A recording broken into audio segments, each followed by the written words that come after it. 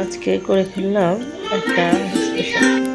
এটা হচ্ছে স্কোনরা করে, এটা হচ্ছে পনিরের রেসিপি। এটা আসলে গরিবের পনিরের রেসিপিও বলতে পারেন। দুধের অনেক দাম, দুধ 110 টাকা কেজি। তাই যারা দুধ কিনে পনির না বানিয়ে খেতে পারেন তারা আমার মতো এই রেসিপিটা ট্রাই করবেন। এটা হচ্ছে 1 কেজি ময়দা নিয়েছি আমি, নিয়ে সেই ময়দাটা মেখে 1 ঘন্টা রেখে দিয়েছিলাম। এবার 1 ঘন্টা রেস্ট করার পরে আমি এটাকে জল দিয়ে ইচ্ছা মতো চটকাই নেব সুন্দর করে। জল দিয়ে যত সময় জল দিয়ে ধুতেই থাকবো, চটকাবো আর ধুবো, যত বেলা দুধের মতো সাদা জলটা বেরোবে। যখন এই যে জলটা একদম স্বচ্ছ ক্লিয়ার হয়ে যাবে তখন আবার পনির বের করা শেষ। দেখো কত সুন্দর হয়েছে, খুব দারুণ হয়েছে।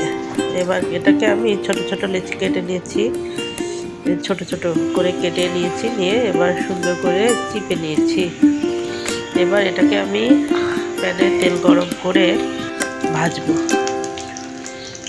দেখো দিয়ে দিলাম এক এক করে। এবার এটা ফুলে ফুলে এত দারুণ হয়েছে, এটা একটু লাল লাল করে ভেজে নিলে টেস্ট হয়। এবার আলুটা ভেজে নিব, তারপরে দিয়ে দিব। আমার কাছে যেহেতু পোস্তদানা নেই, সেজন্য আমি নিয়ে নিয়েছি কিছু মটরশুঁটি আর এই যে মশলাগুলো। এবার মশলাগুলো আমি বেটে নিয়েছি, ফোড়ন দিয়ে নিলাম, একটু টমেটো কুচি করে দিয়েছি যাতে টেস্টটা এবং ফ্লেভারটা সুন্দর আসে। দেখো পোস্তদানার মতোই ইয়েটা আসছে, টেক্সচারটা। এবার মশলাটা সুন্দর করে কষিয়ে নিব।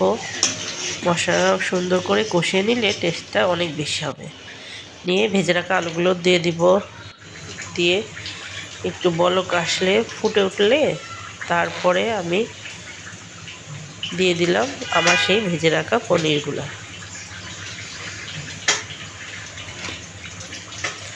একে একে পনিরগুলো ছেড়ে দিলাম, দিয়ে একটু দেখো দিয়ে দিলাম ওর মধ্যে, দিয়ে কিছু সময় জাল করব।